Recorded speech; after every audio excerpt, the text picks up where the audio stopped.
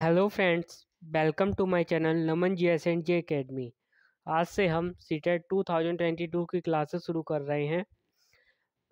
आज हम आपके लिए एनवायरमेंटल स्टडीज़ की क्लास लेकर आए हैं, जो कि सीटेट पेपर 1 में 30 मार्क्स की पूछी जाती है, जिसमें 15 मार्क्स का कंटेंट होता है और 15 मार्क्स की पेडागॉजी होती है, शिक्षण शास्त्र। आज का टॉपिक है पर्यावरण एनवायरनमेंट, जो कि हमारी क्लास होने वाली है 1। तो चलिए शुरू करते हैं आज का टॉपिक एनवायरनमेंट, पर्यावरण।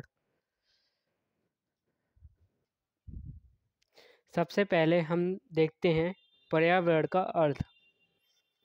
पर्यावरण का अर्थ होता है चारों तरफ से घेरना, अर्थात मनुष्य के चारों ओर का वह क्षेत्र जो उसे घेरे रहता है पर्यावरण कहलाता है। पर्यावरण को अंग्रेजी में एनवायरनमेंट कहते हैं। इसकी उत्पत्ति फ्रेंच शब्द एनवायरोनर से हुई है, जिसका अर्थ होता है पड़ोस। इसलिए हम पर्यावरण के लिए आस पड़ोस शब्द का भी प्रयोग कर सकते हैं। तो ये हमने देखा पर्यावरण का अर्थ। अब हम देखते हैं पर्यावरण के घटक। पर्यावरण के दो प्रमुख घटक हैं, पहला प्राकृतिक, दूसरा मानव निर्मित। प्राकृतिक में भी दो चीज़ें आती हैं, जैविक, अजैविक। अजैविक को भौतिक भी कह सकते हैं। जैविक में आती हैं लिविंग थिंग्स, जैसे जंतु, पादप। अजैविक में आती हैं भौतिक में नॉन लिविंग थिंग्स, जैसे स्थल, जल, वायु, प्रकाश, मृदा, ताप एक्सेट्रा। मानव निर्मित में जैसे इमारतें हो गई, सड़क हो गई, पुल हो गए, संस्कृति हो गई आदि। यह सारी चीज़ें मानव निर्मित हैं।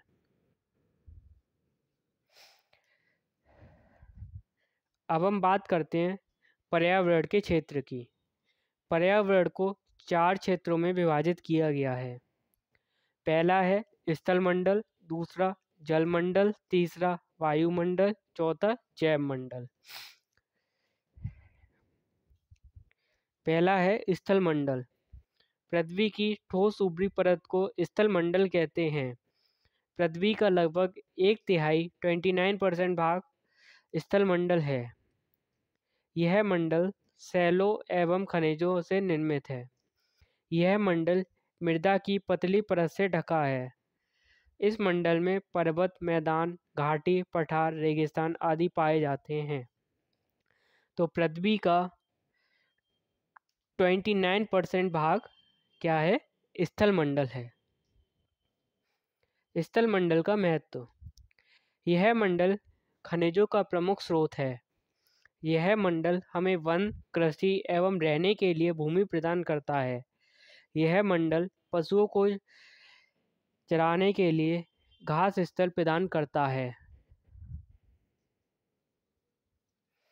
सेकंड हम बात करते हैं जलमंडल की।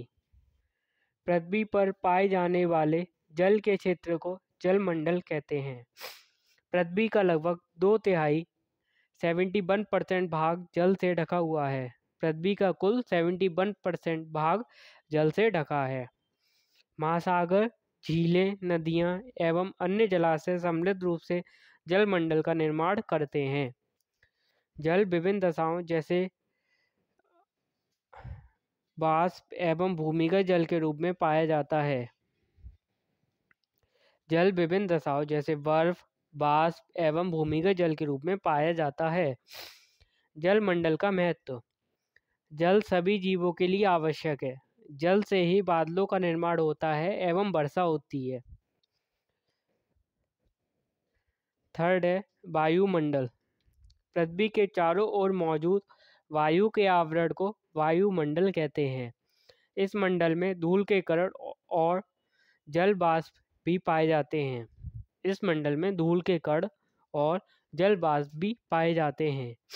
वायुमंडल में कई प्रकार की गैसें जैसे नाइट्रोजन, ऑक्सीजन, कार्बन डाइऑक्साइड आदि का मिश्रण है। वायुमंडल का महत्व। यह सूर्य की हानिकारक किरणों से हमारी रक्षा करता है। यह मौसम एवं जलवायु में परिवर्तन लाता है। पॉइंट नंबर 4, जैव मंडल। जैव मंडल की बात करें तो पृथ्वी का वह संकीर्ण क्षेत्र जहाँ स्थल, जल एवं वायु मिलकर जीवन को संभव बनाते हैं, जैव मंडल कहलाता है। जंतु एवं पादप मिलकर इस मंडल का निर्माण करते हैं। जितने भी जीव जंतु रहते हैं सारे जैव मंडल में ही रहते हैं,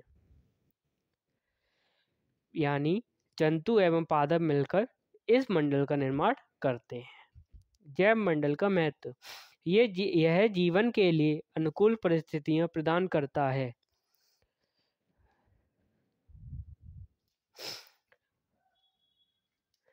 पारिस्थितिकी तंत्र या पारेतंत्र।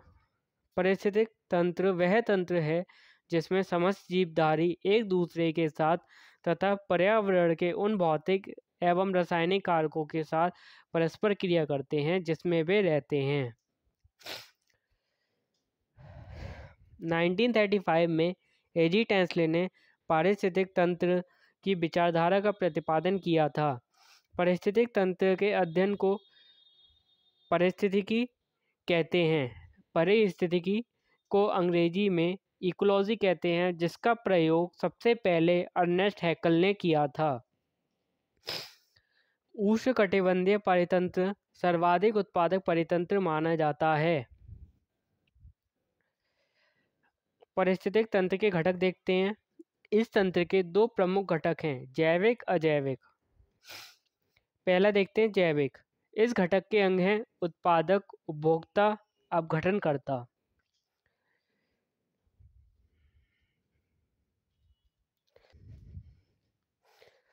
उत्पादक कौन होते हैं?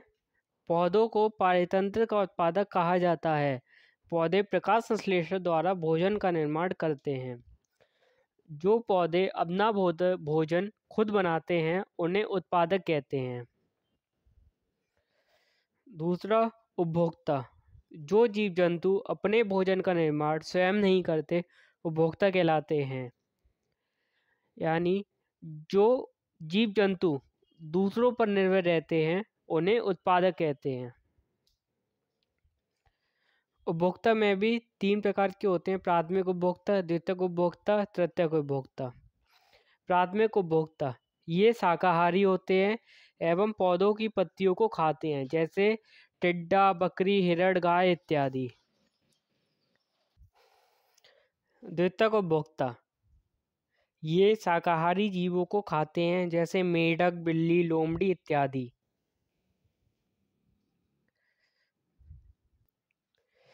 तृतीयक उपभोक्ता ये प्राथमिक उपभोक्ता या द्वितीयक उपभोक्ता को खाते हैं या फिर दोनों उपभोक्ता को खाते हैं, जैसे शेर हिरण को भी खाता है और लोमड़ी को भी। तो पहले में कौन आ गए? प्राथमिक उपभोक्ता होते हैं शाकाहारी, द्वितीयक उपभोक्ता होते हैं मांसाहारी और तृतीयक उपभोक्ता होते हैं उच्च कोटि के मांसाहारी। फिर आते हैं सर्वाहारी। ये उत्पादकों एवं प्राथमिक उपभोक्ताओं का सेवन करते हैं, जैसे मनुष्य, बिल्ली, कौवा, मोर इत्यादि। यानी ये सब कुछ खा सकते हैं। ये शाकाहारी भी होते हैं और मांसाहारी भी होते हैं। अब तीसरा घटक है अपघटनकर्ता, मृतक भक्षी। ये मृत जीव जंतु को खाते हैं। ये मृत शरीर के कार्बनिक पदार्थों को साधारण भौतिक तत्वों में अपघटित कर देते हैं, जैसे जीवाणु, कवक। तो अपघटनकर्ता कौन होते हैं? जीवाणु और कवक, बैक्टीरिया एंड फंजाई। सेकंड, अजैविक घटक। अजैविक घटक कौन कौन से होते हैं? इस घटक के अंतर्गत प्रकाश, वायु, जल, मृदा एवं कार्बनिक पदार्थ आते हैं, जो उत्पादकों एवं उपभोक्ताओं के लिए आवश्यक होते हैं। अब चलिए चलते हैं नए टॉपिक पर, खाद्य श्रृंखला, फूड चेन। देखिए क्या होती है फूड चेन। खाद्य श्रृंखला विभिन्न जीवों का वह क्रम है जिसके द्वारा एक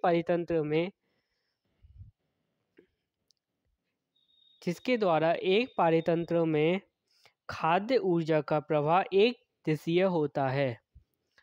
जैसे पौधा यहाँ पे हो गया उत्पादक, टिड्डा, प्राथमिक उपभोक्ता, मेढक द्वितीय उपभोक्ता, सांप तृतीय उपभोक्ता। इस तरीके से हमारी फूड चेन चलती है। खाद्य श्रृंखला ज़्यादा से ज़्यादा 5 स्तर तक हो सकती है। इसमें आता है लिंडमैन का 10% लॉ। चलिए देखते हैं 10% का सिद्धांत। 10% का सिद्धांत लिंडमैन ने दिया। इस सिद्धांत के अनुसार खाद्य श्रृंखला में प्रत्येक स्तर पर उपभोक्ता केवल 10% संचित ऊर्जा को अपने शरीर में रूपांतरित करता है, बाकी 90% ऊर्जा की हानि होती है। यानी एक टॉपिक लेवल से दूसरे टॉपिक लेवल पर जाने तक 10% एनर्जी ही ट्रांसफ़र हो पाती है, बाकी 90% एनर्जी वेस्ट चली जाती है। जैसे सूर्य से मानो 10,000 ऊर्जा इकाई एनर्जी आ रही है और उत्पादक तक पहुँचते पहुँचते कितनी रहेगी 100।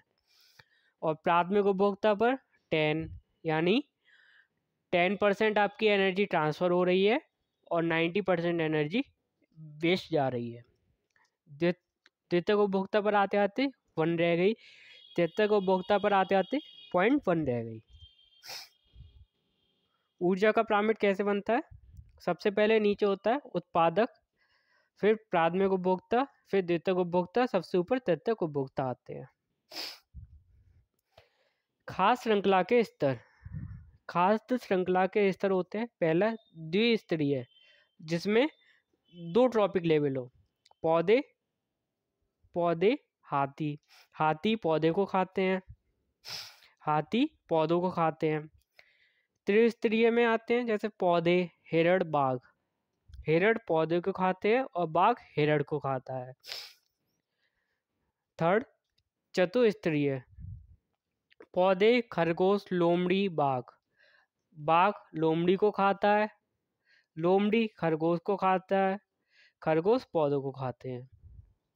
पंचस्तरीय में पौधे, कीट, मेढक, सांप, मोर सांप को खाता है, सांप मेढक को खाता है, मेढक कीट को खाते हैं, कीट पौधों को खाते हैं।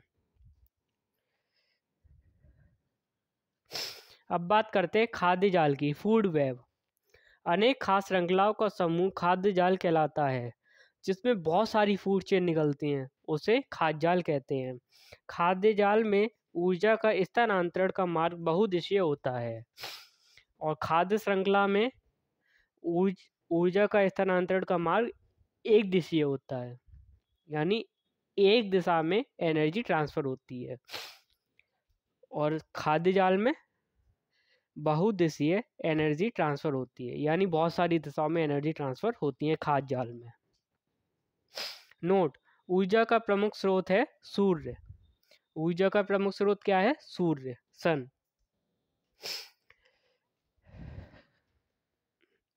पर्यावरण संरक्षण। पर्यावरण संरक्षण के लिए भी कई सारे कदम उठाए गए, जैसे अंतर्राष्ट्रीय सम्मेलन कराए गए। पहला, मानव पर्यावरण पर स्टॉकहोम सम्मेलन 1972 में हुआ। यह सम्मेलन स्वीडन के स्टॉकहोम शहर में 5 जून 1972 को आयोजित किया गया था। इस सम्मेलन में सभी के लिए एक ही पृथ्वी का सिद्धांत अपनाया गया था। इस सम्मेलन में UNEP, United Nations environmental programme का जन्म हुआ। इस सम्मेलन में UNEP, United Nations environmental programme का जन्म हुआ। इस सम्मेलन में यह घोषणा की गई कि प्रत्येक वर्ष 5 जून को विश्व पर्यावरण दिवस के रूप में मनाया जाएगा। तो 1972 से अब तक 5 जून को विश्व पर्यावरण दिवस मनाया जाता है। पर्यावरण के संरक्षण के संबंध में अंतर्राष्ट्रीय स्तर पर यह पहला प्रयास था, यानी अंतर्राष्ट्रीय स्तर पर एनवायरनमेंट से रिलेटेड ये पहला सम्मेलन था। दूसरा, पृथ्वी सम्मेलन 1992 में हुआ था। यह सम्मेलन ब्राज़ील के रियो डी जेनेरियो में 3 जून 1992 को आयोजित किया गया था। इस सम्मेलन में पर्यावरण पर एक दस्तावेज जारी किया गया था जिसे एजेंडा 21 के नाम से जाना जाता है। भारत में पर्यावरण संरक्षण पर क्या कदम उठाए गए, चलिए देखते हैं। पहला, पर्यावरण संरक्षण अधिनियम लाया गया 1986 में। यह अधिनियम 1972 में हुए मानव पर्यावरण पर संयुक्त राष्ट्र सम्मेलन की घोषणा को लागू करने के लिए पारित किया गया था, जो 1972 में स्वीडन के स्टॉकहोम शहर में जो सम्मेलन हुआ था उसमें जो घोषणा की गई थी उसे लागू करने के लिए पर्यावरण संरक्षण अधिनियम 1986 लाया गया भारत में। दूसरा, वन्य जीव सुरक्षा अधिनियम 1972 में लाया गया। जल प्रदूषण निवारण तथा नियंत्रण अधिनियम 1974 में लाया गया। वन संरक्षण अधिनियम 1980 में लाया गया। वायु प्रदूषण निवारण अधिनियम 1981 में लाया गया।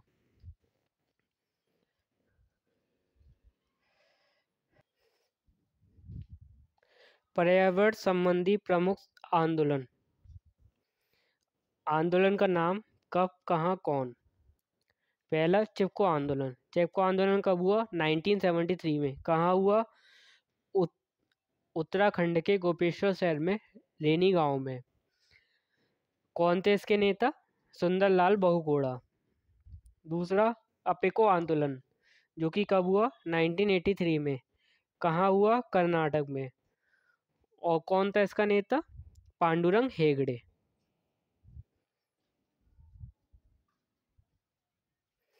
थर्ड, नर्मदा आंदोलन। नर्मदा आंदोलन कब हुआ? 1989 में। कहाँ हुआ? नर्मदा नदी पर जो बांध बन रहा था उसे रोकने के लिए। और किसने इसका नेतृत्व किया था? बाबा आमटे और मेधा पाटकर ने।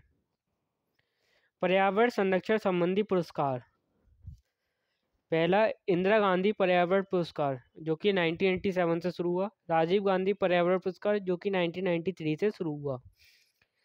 पर्यावरण संबंधी दिवस, पृथ्वी दिवस, जो कि 22 अप्रैल को मनाया जाता है। जैविक विविधता दिवस, जो कि 22 मई को मनाया जाता है। विश्व पर्यावरण दिवस 5 जून को मनाया जाता है। विश्व प्रकृति दिवस 3 अक्टूबर को मनाया जाता है। विश्व पर्यावरण संरक्षण दिवस 26 नवंबर को मनाया जाता है। वन महोत्सव की शुरुआत कब हुई? वन महोत्सव कब मनाया जाता है? फरवरी एवं जुलाई के प्रथम सप्ताह में। वन्य जीव सप्ताह 1 से 7 अक्टूबर। राष्ट्रीय पर्यावरण जागरूकता माह 19 अक्टूबर से 18 नवंबर। विश्व में पर्यावरण संरक्षण के लिए कार्य करने वाली संस्था है WWF, world wild life fund for nature. तो फ्रेंड्स, हमारा आज की क्लासेस कंप्लीट हुई। अगर आपको हमारी वीडियो पसंद आई हो तो लाइक करें, कमेंट करें, शेयर करें, और अगर आप चैनल पर नए हैं तो चैनल को सब्सक्राइब करें। हमारी ऐसी ही सीटेट से रिलेटेड क्लासेस आती रहेंगी, तो आप चैनल को सब्सक्राइब कर लें। Thank you.